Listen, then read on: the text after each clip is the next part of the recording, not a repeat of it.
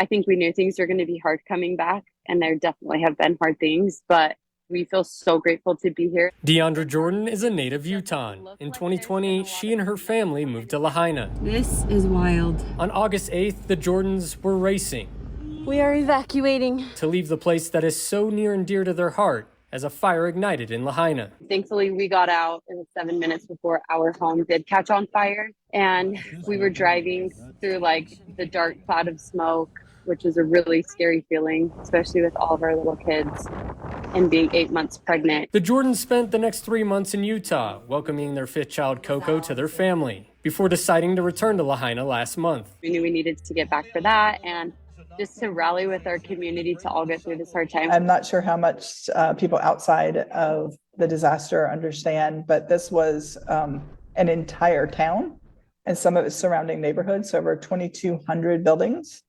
Over 700 of those would be considered historic. Kimberly Fluke is the Deputy Executive Director of the Lahaina Restoration Foundation. We are right now still working on going through the zones for the hazardous debris removal. So phase one, the human rescue and recovery is done. The idea of normalcy is usually at least 3 years out, but actual normalcy can be anywhere from 5 to 10. Fluke telling Fox 13 News that FEMA has been incredibly present, saying they meet with them once a week. She says they're working with other agencies and emergency management to make sure they are doing everything possible on the road to recovery. And while that road ahead may seem long and a bit rough, we are about 10 minutes north of the burn zone. We found a different home to rent, so we're no longer in our last place. Those like Jordan say there's a lot of hope on the horizon. There's green things growing again. There's power lines up, like some stores are open.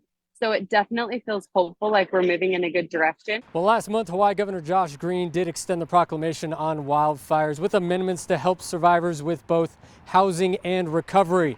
That proclamation is slated to be in effect through January 5th of next year. In Salt Lake, Chris Arnold, Fox 13 News, Utah.